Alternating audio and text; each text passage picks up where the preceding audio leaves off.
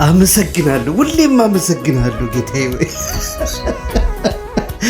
በጣም ይገርማል። ደስ ሲል እኮ ምንም አይኖር ደስ ይላል። እናትዬን ፈጣሪ እንዳለ ስታውቅ ለምን እንደሆነ ታውቃለህ?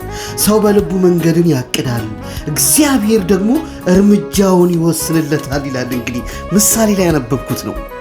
ታዲያ ከምሳሌ መሆን ቀላል አይደለምና ፈጣሪን አመሰግነዋለሁ።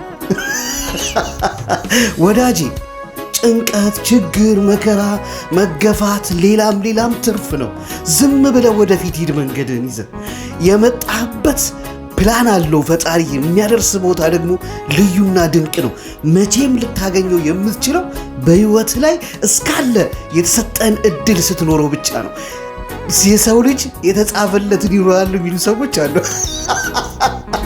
ማንም የተጻፈለትን አይደለም የሚኖረው። ማን ነው የጻፈልህ? እንዴት ማለት ነው? ወደዚህ ምድር ለመልካም ተፈጥረ መጥተህ ልታመሰግን መጥተህ አንድም ቀን ሳታመሰግን የምትውልባቸው ቀኖች አልተጻፉልህም ማለት ነው። በክፋትና በተንኮል ያላመንክባቸው አሁን ጊዜያቶችስ አልተጻፈልህም ማለት ነው። እንዳትበላ ተደርገ ነው ርቦህ ተአደርክበት ቀንስ ተቸግረ ያለቀስክባቸው ቀን ይሄስ? እንዳትሳሳት። መልካም ነህ ተብለህ እኔ ተፈጠርከው ሰው ሁን ስለተባልክ ሰውና ሰው ሁን ብቻ። አንተ በዚች ምድር ላይ እስካለ ድረስ እዚህ ምድር ላይ ያለው ስቃይና መከራ ይነካል፣ ይደርስብሃል። ልታልፈው የምትችለው ደግሞ በጌታ ብቻ ነው። እሱም ስታምን። እምነት ከሌለ ሃይማኖት ዋጋ የለውም። ለዚህ ነው ጥበበኛ መሆን ያለብህና ድንቅ ሰው ከወርቅ ይልቅ ጥበብን ማግኘት ክብርን ጸጋና ክብርም የሚገኘው በፈጣሪ ነው።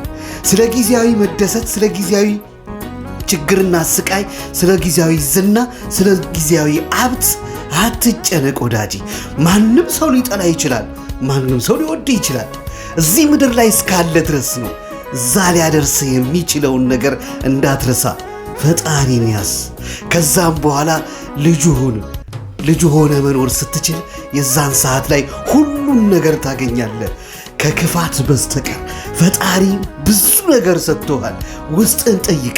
በውስጣችን ያለውን እውነት ካየነው ምንም ነገር አያስፈልገንም። ሁሉም ተሰጥቶናል።